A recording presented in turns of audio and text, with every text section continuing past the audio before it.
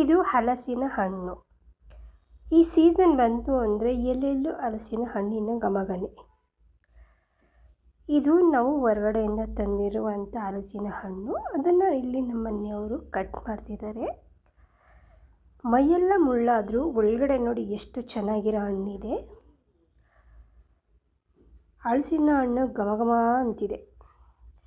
ನಾನು ಇದರಿಂದ ಚಿಕ್ಕದೊಂದು ರೆಸಿಪಿನ ಮಾಡಿ ತೋರಿಸ್ತಾ ಇದ್ದೀನಿ. ಬನ್ನಿ ನೋಡೋಣ ಹೇಗೆ ಮಾಡೋದು ಅಂತ. ಎಲ್ಲರಿಗೂ ನಮಸ್ಕಾರ. Welcome to Chinnu village kitchen. ನಾನು ಇಲ್ಲಿ ಬಿಡಿಸಿರುವಂಥ ಹಲಸಿನ ಹಣ್ಣು ತೊಗೊಂಡಿದ್ದೀನಿ. ಹಣ್ಣು ನೋಡಿ ಎಷ್ಟು ಚೆನ್ನಾಗಿದೆ ಅಲ್ವಾ? ತುಂಬ ಚೆನ್ನಾಗಿದೆ. ಸ್ವೀಟು ಕೂಡ ಅಷ್ಟೇ ಚೆನ್ನಾಗಿದೆ. ಇವಾಗ ನಾನು ಅದನ್ನು ಕಟ್ ಮಾಡ್ಕೋಬೇಕಿಲ್ಲಿ. ಉದ್ದ ಉದ್ದವಾಗಿ ಕಟ್ ಮಾಡ್ಕೋತೀನಿ. ಒಳಗಡೆ ಇರುವಂಥ ಬೀಜ ಎಲ್ಲ ತೆಗೆದು ನೀಟಾಗಿ ಕಟ್ ಮಾಡ್ಕೋಬೇಕು. ಇವಾಗ ತಾನೇ ಕಟ್ ಮಾಡಿರುವಂಥದ್ದು ಫ್ರೆಶ್ ಆಗಿದೆ ಹಣ್ಣು. ನಾನಿಲ್ಲಿ ಕಟ್ ಮಾಡ್ಕೊಂಡಿದ್ದೆಲ್ಲ ಮುಗಿದಿದೆ. ಈ ರೀತಿ ನಾವು ಕಟ್ ಮಾಡಿಕೊಂಡ್ರೆ ರಸಾಯನಕ್ಕೆ ತುಂಬ ಚೆನ್ನಾಗಿರುತ್ತೆ. ಒಂದು ಪಾತ್ರೆಗೆ ಹಾಕೋತಾ ಇದ್ದೀನಿ.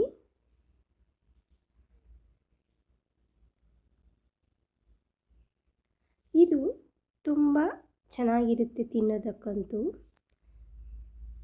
ಇಲ್ಲಿ ನಾನು ಒಂದು 3 ಬಾಳೆಹಣ್ಣು ತೊಗೊಂಡಿದ್ದೆ, ಚಿಕ್ಕ ಚಿಕ್ಕ ಬಾಳೆಹಣ್ಣು. ಅದನ್ನು ಕೂಡ ಹಾಕೋತಾ ಇದ್ದೀನಿ. ರಸಾಯನಕ್ಕೆ ಈ ರೀತಿ ಹಾಕ್ಕೊಂಡು ಮಾಡಿದ್ರೆ ತುಂಬ ಚೆನ್ನಾಗಿರುತ್ತೆ. ಹಲಸಿನ ಹಣ್ಣಿನ ರಸಾಯನ. ಇವಾಗ ನಾನಿಲ್ಲಿ ತೆಂಗಿನಕಾಯಿ ತುರಿ ಹಾಕೋತಾ ಇದ್ದೀನಿ. ಒಂದು 2 ಇಡಿ ಆಗುವಷ್ಟು ಹಾಕೋತಾ ಇದ್ದೀನಿ.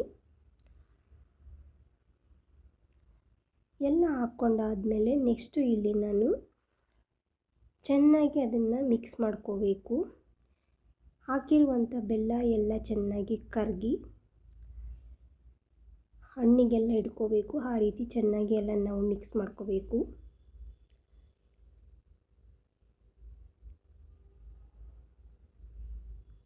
ಇದನ್ನು ಚೆರ್ಪು ಅಂತಲೂ ಕರೀತಾರೆ. ತುಂಬ ಚೆನ್ನಾಗಿರುತ್ತೆ ಇದು. ನೋಡ್ತಾ ಇದ್ದರೆ ನನಗೆ ಬಾಯಲ್ಲಂತೂ ನೀರು ಬರುತ್ತೆ. ನಾನು ಬೆಳಗ್ಗೆನೇ ಮಾಡ್ತಾಯಿದ್ದೀನಿ. ಹಲಸಿನ ಹಣ್ಣು ಘಮ ಅಂತಿದೆ. ಎಷ್ಟು ಚೆನ್ನಾಗಿದೆ ಗೊತ್ತಾ? ಈ ರೀತಿ ಎಲ್ಲ ಚೆನ್ನಾಗಿ ಮಿಕ್ಸ್ ಮಾಡ್ಕೋಬೇಕು. ಬೆಲ್ಲ ಎಲ್ಲ ಕರಗಬೇಕು. ಆ ರೀತಿ ಚೆನ್ನಾಗಿ ನಾವು ಇಲ್ಲಿ ಮಿಕ್ಸ್ ಮಾಡ್ಕೋಬೇಕಾಗುತ್ತೆ. ನಾವು ಹಲಸಿನ ಹಣ್ಣಿನಿಂದ ಹೋಳಿಗೆ ಮಾಡ್ತೀವಿ. ಹಾಗೆ ಅದನ್ನು ಸಿಹಿ ಕಡುಬು ಕೂಡ ಮಾಡ್ತೀವಿ. ಹಾಗೆ ಇಡ್ಲಿ, ದೋಸೆ ಎಲ್ಲ ಮಾಡ್ತಾರೆ. ತುಂಬ ಚೆನ್ನಾಗಿರುತ್ತೆ. ಬರೀ ಹಲಸಿನ ಹಣ್ಣು ತಿನ್ನೋದಕ್ಕಿಂತ ಈ ರೀತಿ ವೆರೈಟಿಯಾಗಿ ಮಾಡ್ಕೊಂಡು ತಿಂದರೆ ಎಷ್ಟು ಚೆನ್ನಾಗಿರುತ್ತೆ ಅಲ್ವಾ? ನಾನಿಲ್ಲಿ ಮಿಕ್ಸ್ ಮಾಡ್ಕೊಂಡಿದ್ದೆಲ್ಲ ಆಯಿತು. ಚೆನ್ನಾಗಿ ಮಿಕ್ಸ್ ಮಾಡ್ಕೊಂಡಿದ್ದೀನಿ. ನೆಕ್ಸ್ಟ್ ಇಲ್ಲಿ ಒಂದು ಬೌಲಿಗೆ ನಾನು ಸರ್ವ್ ಮಾಡ್ಕೊತಿದ್ದೀನಿ. ಇದು ದೇವರಿಗೆ ತುಂಬ ಶ್ರೇಷ್ಠವಾಗಿರುವಂಥದ್ದು. ದೇವರಿಗೆ ನೈವೇದ್ಯಕ್ಕೆ ಅಂತಲೇ ಮಾಡೋದು ಇದನ್ನು.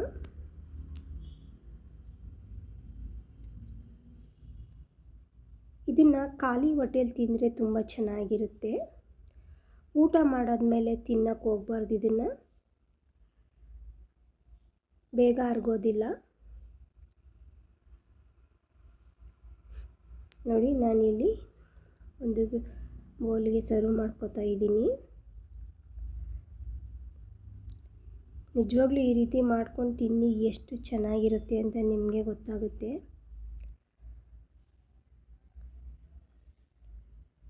ನಾನಿಲ್ಲಿ ಸರ್ವ್ ಮಾಡ್ಕೊಂಡಿದ್ದೆಲ್ಲ ಮುಗಿದಿದೆ. ನಿಮಗೂ ಕೂಡ ಇಷ್ಟ ಆದರೆ ನೀವು ಒಂದು ಸಲ ಮನೆಯಲ್ಲಿ ಯಾವಾಗಾದರೂ ಹಲಸಿನ ಹಣ್ಣು ತಂದಾಗ ಈ ರೀತಿ ಮಾಡ್ಕೊಂಡು ತಿನ್ನಿ. ಮನೆಯಲ್ಲಿ ಎಲ್ರಿಗೂ ಇಷ್ಟ ಆಗುತ್ತೆ. ಚಿಕ್ಕವರಿಂದ ಹಿಡಿದು ದೊಡ್ಡವ್ರ ತನಕನೂ ಹಲಸಿನ ಹಣ್ಣು ಅಂದರೆ ಎಲ್ಲರಿಗೂ ಇಷ್ಟ. ನಾನು ನಿಮಗೆ ನೆಕ್ಸ್ಟ್ ವಿಡಿಯೋದಲ್ಲಿ ಸಿಗ್ತೀನಿ. ನಮಸ್ಕಾರ.